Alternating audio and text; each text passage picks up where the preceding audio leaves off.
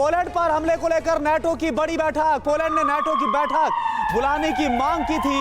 बाली में G20 की बैठक के बीच नाटो ने आपात बैठक बुला ली है। यानी अब नाटो को डिसाइड ये करना है कि आगे क्या होने वाला है। इस पर मैं आशीष आपके पास आ रहा हूं। G20 समिट के बीच नाटो की इस बैठक का बुलाया जाना क्या इंडिकेट कर रहा है, इस पर बात करूंगा। लेकिन एक और बड़ी खबर है, इस बड़ी खबर का मैं रुख कर रहा हूं। पोलैंड के राष्ट्रपति ने नाटो महासचिव से बात की है। पोलैंड में गिरी रूसी मिसाइल पर नाटो महासचिव से बात की गई है, पूरी डिटेल दी गई है, पूरी जानकारी को शेयर किया गया है। रूस के खिलाफ आगे की रणनीति पर चर्चा की गई है। यानी कि पोलैंड काफी ज्यादा सीरियस है इस हमले के बाद। भले ही रूस ये बोले कि उसकी तरफ से हमला नहीं है, भले ही रूस की तरफ से तमाम सफाई दी जाए, लेकिन पोलैंड ऐसा साफ नजर आ रहा है कि अभी वो मानने से इनकार कर रहा है, वो तमाम बातों पर राजी नहीं है। और उसकी तरफ से नाटो महासचिव, अगर आपका क्रेडिट स्कोर कम है तो बैंक लोन छोड़िए, शादी के लिए लड़की भी नहीं मिलेगी। क्रेडिट स्कोर इंप्रूव करना है तो फ्रीडम ऐप को अभी डाउनलोड करो। जेंस स्टोल्टनबर्ग को ब्रीफ किया गया है और यह बताया गया है और यह सामने रखा गया है। इस पर बात हुई है कि आगे क्या होना चाहिए। अपनी सेना को हाई अलर्ट के मोड पर रख दिया है। एयर डिफेंस सिस्टम एक्टिव कर दिया गया और वार्न कर दिया गया है कि इसके बाद अगला एक हमला अगर हुआ तो फिर बच पाना मुश्किल है। इन सब बीच एक और बड़ी खबर आपको बता दें। रूसी मिसाइल धमाके पर एक्शन में आ गया है पोलैंड। पोलैंड ने इंटरनेशनल एक्सपर्ट को बुला लिया है। मिसाइल हमले की जांच के लिए एक्सपर्ट्स बुलाए गए, एक्सपर्ट की टीम बुलाई गई है, क्योंकि पोलैंड अब यह पता लगाना चाहता है कि आखिरकार ये जो मिसाइल हमला हुआ यह किसकी तरफ से अंजाम दिया गया। क्योंकि पहले तुरंत यह बयान सामने आया और जैसा रूसी राजदूत को बुला करके और जो विदेश मंत्रालय की तरफ से बयान आया, इसमें सीधे तौर पर जिक्र रूस का किया गया।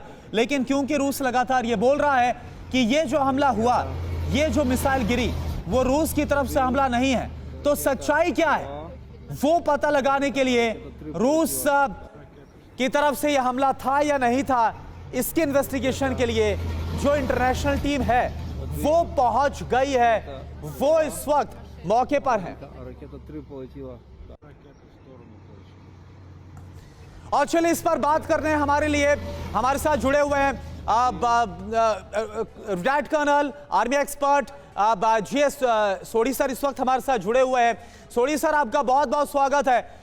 आप कैसे देख पा रहे हैं इन हालात को? किस तरफ जाते हुए हालात नजर आ रहे हैं? 100 मिसाइल से हमला बोलना यूक्रेन पर, और उससे बड़ी बात नाटो कंट्री पोलैंड में आकर मिसाइल का गिरना, 2 लोगों की मौत होना। क्या आपको लग रहा है क्या हो सकता है इसके बाद? जैन करुणा जी, ये मेरा सौभाग्य कि मैं आपके न्यूज चैनल में हूं। पोलैंड पे एक मिसाइल अटैक होना ये बहुत ही गंभीर बात है और ये संकेत देती है कि आने वाले दिनों में ये रूस यूक्रेन युद्ध महायुद्ध होने वाला है, एक वर्ल्ड वॉर में भी बदल सकता है। हमें याद रखना चाहिए कि 1939 में जब जर्मनी ने पोलैंड पे हमला बोला था, उसका रिजल्ट ये हुआ था कि वर्ल्ड वॉर 2 शुरू हो गई थी। तो ये पोलैंड के ऊपर ये मिसाइल अटैक एक छोटी बात नहीं है, बहुत ही गंभीर बात है। और जैसे आपने अभी सही बताया कि अमेरिकी राष्ट्रपति जो बाइडेन और नाटो चीफ स्टोल्टनबर्ग की एक टेलीफोन कॉल हो चुकी है, क्योंकि पोलैंड नाटो का एक सदस्य है और नाटो के सेक्शन 5 के तहत अगर यानी सोढ़ी सर, ये आपको साफ नजर आ रहा है, आप ये साफ देख पा रहे हैं कि जो इतिहास में हुआ सेकेंड वर्ल्ड वॉर का जो फ्लैश पॉइंट था, पोलैंड वही फ्लैश पॉइंट इस बार भी साबित हो सकता है और यहां से ट्रिगर हो सकता है थर्ड वर्ल्ड वॉर। ये आप देख पा रहे हैं? बिल्कुल, इसमें कोई शक नहीं है कोरोना जी। और इसीलिए हालांकि जो बाइडेन और नाटो चीफ की बात हो चुकी है टेलीफोन पे, और अब वो सारे एहतियात मेजर लेंगे पोलैंड को बचाने के लिए। लेकिन ये अब रूस के ऊपर भी एक दायित्व बनता है कि अगर उसने ये मिसाइल अटैक किया, और इसमें कोई शक नहीं है रूस ने किया है, क्योंकि अगर हम लड़ाई का वो देखें तो यूक्रेन जो भी मिसाइल फायर कर रहा है रूस की तरफ कर रहा है, रूस जो मिसाइल फायर कर रहा है वो यूक्रेन की तरफ कर रहा है, और जो पोलैंड है वो यूक्रेन के पश्चिम में है।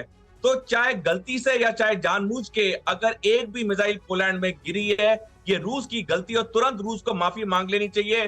अन्यथा अगर एक और ऐसा अटैक हुआ तो ये निश्चित है कि ये जो रूस यूक्रेन युद्ध है ये तीसरे विश्व युद्ध में जरूर बदल जाएगा।